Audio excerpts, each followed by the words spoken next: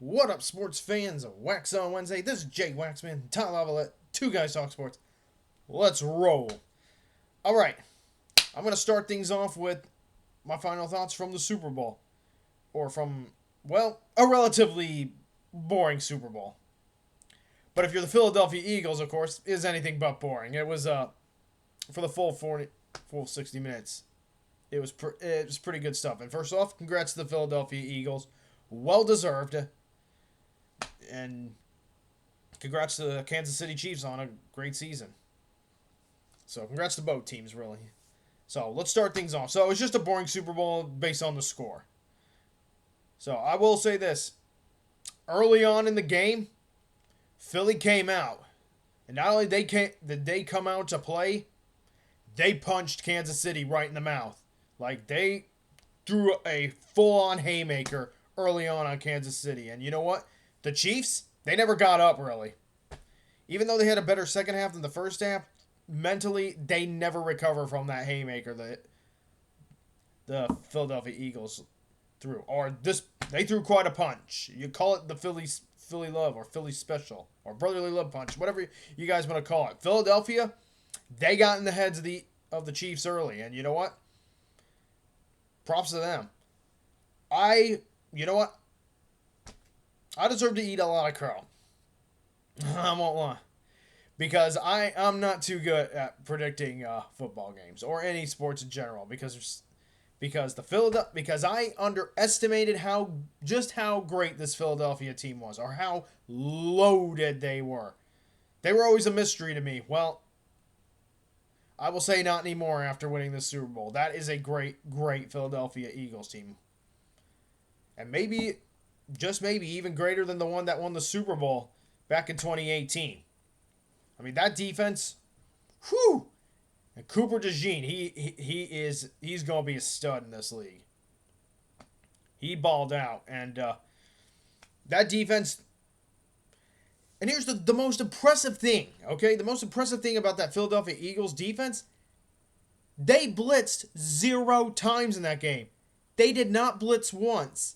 And yet, they got to Patrick Mahomes. They got to his receivers. They got to his offensive line. I mean, they were all over the Chiefs on offense. And then the Eagles offense themselves, I mean, not the best game for Saquon Barkley. Give props to the Chiefs for stopping him, but that opened the door for so many others, including Jalen Hurts, who rightfully deserved the MVP award, to go out and just ball out. That defense was so focused on stopping Saquon Barkley that they just really didn't have an answer for the rest of the Eagles offense either. So, complete and utter domination. And people will ask, hey, what went wrong for the Chiefs? Just offensive line. They were ill-prepared to play. And Patrick Mahomes, that was not his best game. That was one of the worst games I've ever seen him play. Those 2 brutal interceptions. And, but I said to myself, okay, hey, it's not over yet. It's only, at the half, I said, it's not over. If the Chiefs can come out and score on their first drive, hey, they got a shot at winning this game. And they didn't score on their opening drive in the second half. And when that happened, I just knew the Eagles are going to win. It's the Eagles' Super Bowl to lose. So, obviously, other notable things, I mean, Taylor Swift got booed at the Super Bowl. Well, I mean, I just think that's a result of people just being tired of having to see her on TV. And a lot of people are saying Patrick Mahomes can't win the Super Bowl when Tom Brady's around, whether he's on the field or in the booth. There's that. So just to name a few things, but you know what? That was a great Eagles team. They deserved to win that Super Bowl. They came out. They knocked the Chiefs out early. It was, truth be told, as soon as Philly, as soon as you can make the case that the game was over as soon as the Eagles scored first. You can also make the case it was over as soon as Cooper DeJean had that pick six. It was over in the first half, really. That's something I will admit I failed to understand. As I failed to understand how great this Eagles team was. So, I was wrong. I thought the Chiefs were going to win this in a close one, but no, the Eagles showed just how superior they were. And congrats to the city of Philadelphia. And yes, even their fans on winning the Super Bowl. And congrats to the Philadelphia Eagles. Well-deserved Super Bowl victory. And as for the Chiefs, history denied. You fought hard, but no history. Simple as that. That's where I leave this subject. All right. So I'll start off now by talking about some college basketball. Okay. So for those of you who do not know, Mike Woodson, the coach for the Indiana Hoosiers, he is stepping down after this season. He's stepping away from the program. So that means Indiana will be looking for a new basketball coach. And of course, this Indiana team, and just days after this was announced, Indiana beats Michigan State on the road. So big road win for the Indiana Hoosiers. And one that may give them maybe just a glimmer of hope in terms of making the NCAA tournament against all odds. But we're going to focus on the head coaching candidates. First of all, let me just start by saying this. All Indiana fans, I mean, maybe not all of them, but a lot of Indiana fans are looking at Brad Stevens. Let me just tell you this. Not happening. Not going to happen. Indiana is not getting Brad Stevens. I don't think he wants to leave the job he has in Boston right now. He's a great executive for the Boston Celtics, and he's built quite a team there. And he's been out of coaching for college hoops for over a decade now. So the chances of him coming back, it's zero. So if I'm Indiana, I would not be focusing in on Brad Stevens. He does not want to come back. He is happy where he's at. That much, I believe. So, just want to get that out of the way. And there's other candidates that they are looking at are some alumni. So you got Scott Drew. Well, maybe not alumni of Indiana, but Scott Drew is a guy they're looking at. We'll see. He's turned down both Kentucky and Louisville programs who are. And Kentucky, of course, is a program that's in a better state right now than it. Better like. In terms of like being a good program, Kentucky's is in a better state than Indiana is. So and Scott Drew turned that down. So I'm not sure that he's going to be looking to go to Indiana, especially when he's got good things at Baylor. But you never know. Baylor. I mean, yes, Scott Drew won a championship for Baylor, but things seem to have stalled out there a little bit. They're making the NCAA tournament, but they haven't really made a deep run, or at least. Not as deep. They haven't really made the Final Four since winning that national championship back in 2021. But you never know. Things could turn around. Bruce Pearl, let's just say, look, I don't see him leaving Auburn. He's got it good at Auburn. I think he likes where he's at. With the way things are going at Auburn, I just don't see why Bruce Pearl leaves it. And then there's guys like TJ Alzelberger. So this is a guy who currently is the coach at Iowa for the Iowa Cyclones. Time will tell there. And then the guys that they're really looking at, Dusty May and Chris Beard. So Chris Beard, who coaches Ole Miss, and right now the current Michigan coach, Dusty May. I'm just gonna say this: it's a slim chance they get Dusty May. I think right now he wants to get things. He's just gotten to Michigan. And I think he wants to build something at Michigan before he thinks about moving on. And, of course, and then Chris Beard. I actually think they have a good chance at landing Chris Beard. Tough guy, especially for Purdue to go up against. Got that defensive mantra, which Indiana likes. So, Chris Beard, I think, is a guy who, realistically, Indiana could get. That's a guy who should be a favorite to land the job. We'll see if they get him, of course. Of course, he has a lot. He has some baggage, unfortunately, which I have a feeling is not his fault, or at least maybe he's not as guilty as people say he is. But yeah, so he was at Texas, but Chris Beard was fired by Texas following an arrest on a domestic family violence charge that was later dismissed. So we don't know all the details about that, but. If IU's willing to overlook that, then Chris Beard's probably a favorite to land this job between all these other candidates I'm about to name. There's also Alabama's Nate Oates. I don't see him leaving. Todd Golden Florida. Don't see him leaving. Dennis Gates for Missouri. Don't know about that. Mick Cronin, maybe a possibility, but he's at UCLA, which is another historical good program, so we'll see. Tommy Lloyd was at it. It's going to be hard to get Tommy Lloyd away from Arizona. Shaka Smart of Marquette. They could, but we'll see. Does Shaka Smart really even want to leave Marquette? He's got it good there. They're also looking at Billy Donovan, who is the Chicago Bulls coach. A couple other candidates they could get. Buzz Williams from Texas A&M. He could be a realistic possibility. Just depends, of course. One of the things I've also heard about Buzz Williams is he has been accused of cheating in the past and has actually been caught cheating in the past in terms of recruiting. So, is Indiana willing to overlook that? If so, I think he could be a realistic possibility. Grant McCasland of Texas Tech. Greg McDermott of Creighton.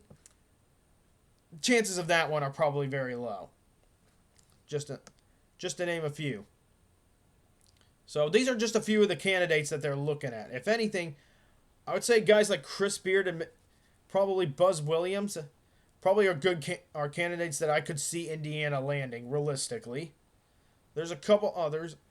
Now I won't overlook. Sorry, Michigan fans. I won't overlook Dusty May either. But I think the chances of them getting Dusty May are very slim. If anything, Michigan has the resources to extend his contract further. So, and I mentioned Sean, and then guys like Mick Cronin. We'll see. Mick Cronin could be interested, but it's hard to. But the lure of UCLA is also hard to ignore. And then Nate Oates, of course, doing a great job at Alabama, but he's building something special there. So why would he want to leave? So aside from that, there's really, honestly, there's just realistically speaking, there's just not many realistic candidates that I could see landing in Indiana. And the big reason for that, to be honest, in terms of this list of candidates I've mentioned, is Indiana has something in common with F1's Ferrari. High amounts of pressure to win, and to win quickly. So, in Indiana, if you're not winning Big Ten championships or winning in the NCAA tournament or even winning NCAA championships, which is right now an unrealistic expectation for Indiana. I like that. The athletic department at Indiana, or some members of it, act like that Indiana every year should be a contender for a national championship in men's basketball. That's just not how it works these days for IU. So they just act like that they should be winning national championships. And with that attitude, it increases the pressure on the coach. You know, that means there's a whole lot of pressure to win, but also to win quickly and win big time. So that's kind of the problem Indiana has. And many of these coaches, I think, see that. You know, you got Indiana. They got their place in history. I respect it. They got those 5 national championships in history. Their last one was in 1987. Long time ago. Almost 40 years ago to this day. So, and of course, in Indiana, the state of Indiana, it's a basketball state. The basketball state. And there's those around IU who believe, hey, the basketball state always starts with Indiana University. It's that attitude that I think that attitude turns off I shouldn't say that. I think it just, coaches look at that, and with the way college basketball is these days, I think coaches look at this Indiana program and they say, it's a good program. It's got a lot of resources. It's got a lot of history and aura to it. But it's not what it once was. And the expectation to win a lot and win immediately and win it all immediately, it's a bit unrealistic. So that's what Indiana is. That's what they're going to have trouble with in this process of finding a head coach. You got to find one. You got to find a coach. Not only you got to find a new coach for Indiana, you got to be patient with him. It's going to take years until he's built a championship contending program.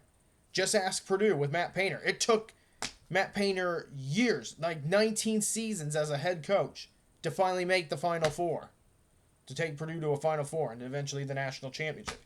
These things take time. And Indiana, as a program, whoever they hire and whoever they get, they got to be patient with their next head coach, all right? They got to be patient. That's the big worry I have for this program. With that, the history, the aura, those NCAA championships, those expectations as well. Those are things that are weighing in heavily on this coaching search. And those are things that weigh in on the mind of their coaching candidates. So it'll be interesting to see who Indiana gets. It'll take some time. So for Indiana fans and for Indiana as a program, patience is a virtue. Keep that in mind. Don't rush things. And get a coach that wants to be there. That's the most important thing for Indiana. Get a guy who wants to turn this program around. And you'll find success in the future. All right. So yesterday, I went to a basketball game, college hoops game, between Michigan and Purdue. Okay? Had a fun time with my dad and my brother. Got to talk to one of my dad's fraternity brothers and his wife was there. We got to see them, and I got to even have conversations with a Michigan fan who was very friendly. I'm looking forward to talking to you sports fans about this experience on Friday with my man Tyler Lavalette. I'm hoping we don't get snowed on, because I want to talk to you guys about this experience I had, even with Purdue just falling short. But of course, that's not what this topic is all about.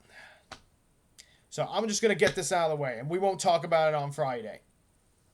So, first of all, disclaimer. I want to say this. Congrats to Michigan and their fans. All right. They won the game against Purdue by 2 points. It was a close game. They deserved the win. They beat Purdue fair and square. I want to get that off my chest. Michigan absolutely deserved to win this game because they outplayed Purdue. No question about that. There was just one thing about this game that frustrated me, okay? There was one thing I did not like about this game, and it's something I've been talking about the last few weeks, okay? They're not the reason why Purdue lost this game. Purdue lost this game because bench depth disappeared at the worst time. We only had points from our starters, and too many turnovers, too many scoreless droughts, too many other things that Purdue did not do well enough to win this game, all right? So it's Purdue's fault they lost this game. I want to get that off my chest real quick. Now, with that being said, I just got to say this. The officiating in this game, absolutely brutal. Brutally atrocious. And maybe this is because I brought up that Jeffrey Anderson last week and gave him hell for getting in the way of Dylan Harper for Rutgers, and maybe I made fun of him a bit too much. I don't know. Maybe the officials saw that video and took it personally. I can't say that for sure. But here's what I can say. The officiating in this game that I went to, it was not good. It was just brutal. It was terrible. It made me incredibly irritated, okay? To the point where I'm going to confess this to you sports fans. I did something I shouldn't be doing at games, and this is a sin on my part. I was dropping F-bombs. I was literally yelling at the top of my lungs, F you to the refs. I confess that, and that was wrong of me to do that. That's how bad the officiating got. And even Michigan fans were getting frustrated because there were some calls both ways. So it feels like every week it's something different with these referees, okay? 1 week ago, they were suspending, 2 weeks ago, a coach was suspended. Ref gets fired. Last week, a ref gets in the way of a basketball play. And then this week, there were a couple things. All right, Michigan deserved to win this game, fair and square. I'll say that again. But you know what? If you watch that game, if you watch a replay of that game, or if you were at that game, or if you were, watching that game, I could tell the officiating came off as one-sided. This is the worst, okay? This game was a case where the officials were making calls on one end and missing calls on the other end. That cannot happen, all right? I would rather officials either don't call anything at all or call everything. For example, here's an example. Caleb First, and towards the very end of the game, it was a close game at that point between Michigan and Purdue. Caleb First went in to make a dunk. To perform a dunk. He was about to dunk on Michigan and put the ball in for 2 points. Now, on that play that he was about to, his hand gets smacked from behind or something like that. I knew there was contact on the play. I couldn't tell what happened at first, but it was later on. I noticed that his hand had gotten slapped from behind.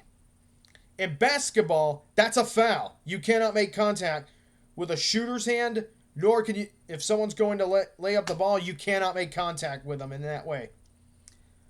The referees missed that call. They didn't call it at all. And that's the call, the biggest call I remember from that game. And that's one that got me, my brother, and my dad so irritated. We were yelling. That's the one where I dropped the F-bomb. Of course, then afterwards, they called a travel on Michigan, which was, I was like, okay, he traveled. And then all of a sudden, they reversed the call. And from what I heard, Caleb First had been thrown out of the game because he said something to the officials, which, okay, I understand that part of it because you can't talk crap at all to the refs. They don't tolerate that. You do something like that, you say something they don't like, you get thrown out. That's the rules. Michigan go shoots free throw.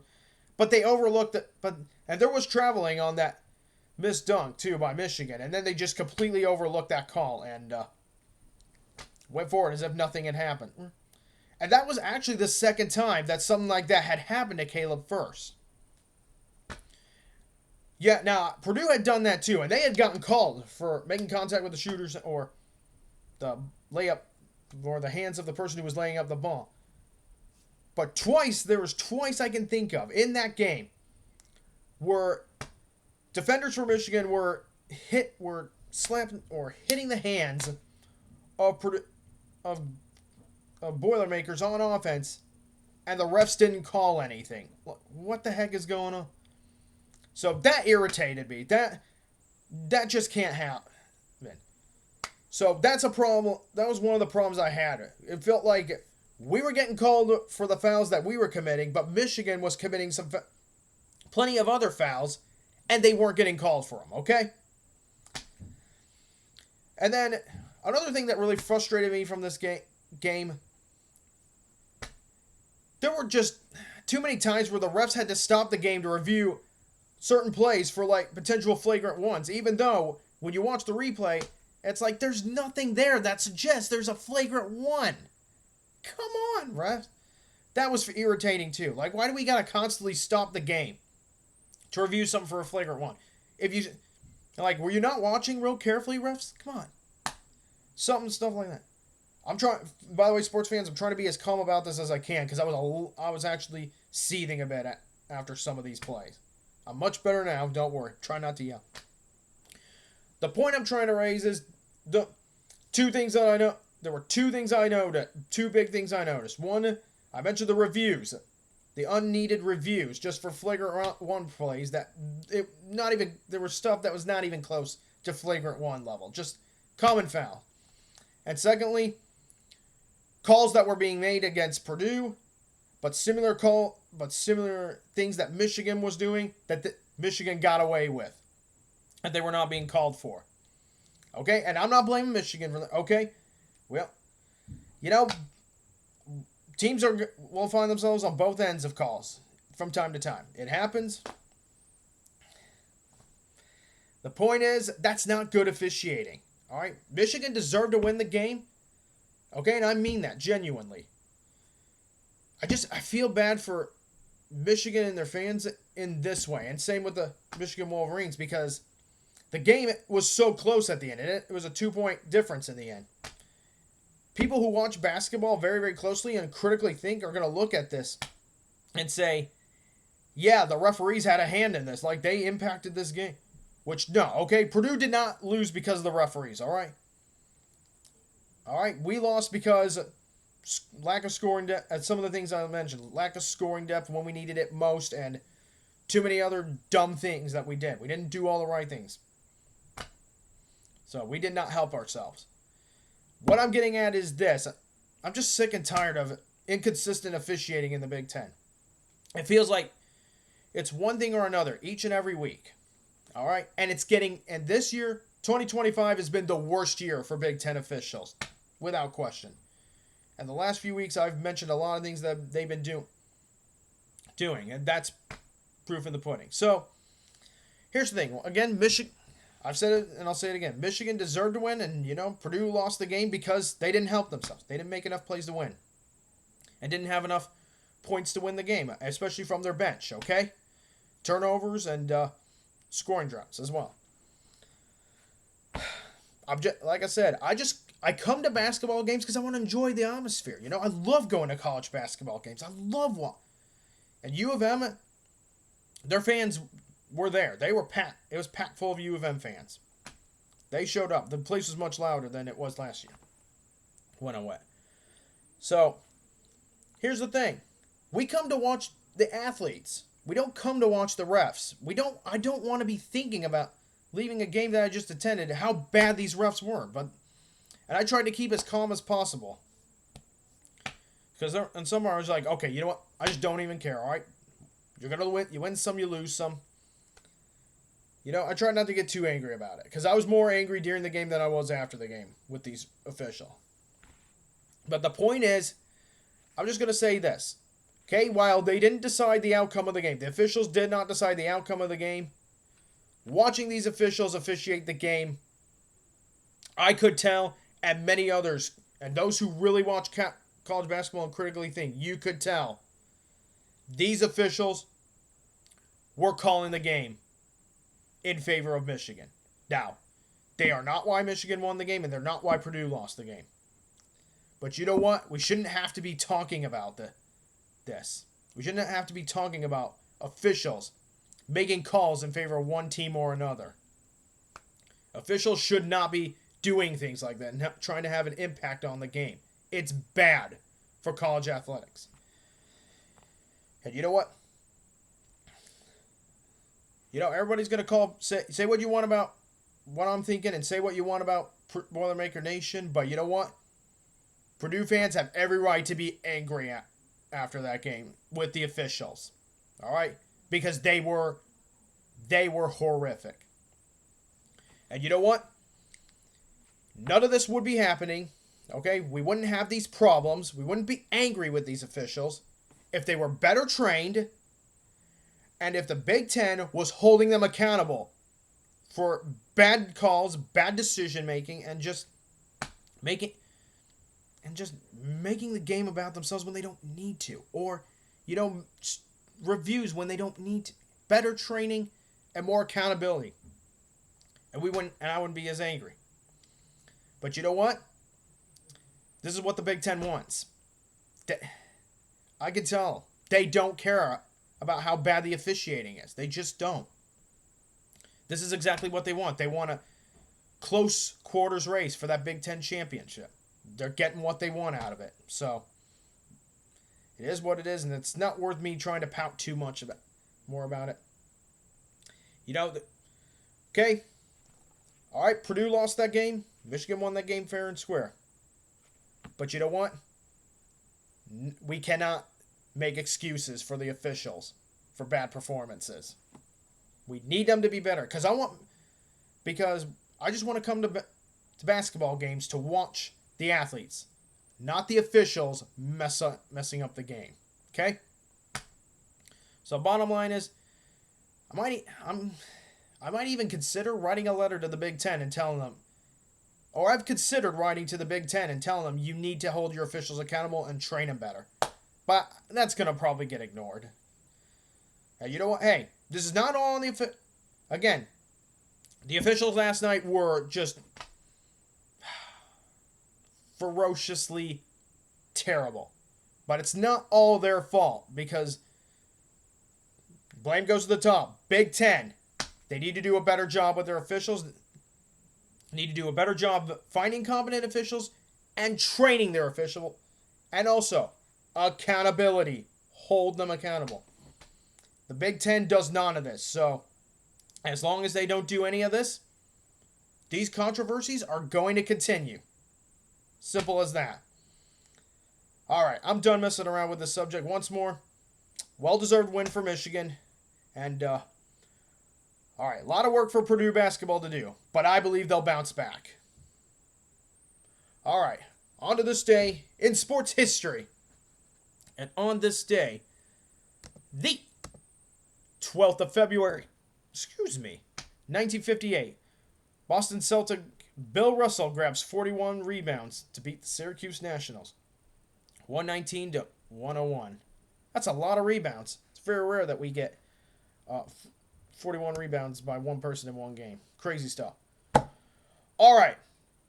Sports fans, that's all I got for this week's Waxon Wednesday. Any questions or comments you'd like to leave below, feel free to. And thank you once more for your support. Me and Tyler greatly appreciate it. Hope you guys have a good week. This is Jake Waxbear from Two Guys Talk Sports signing off.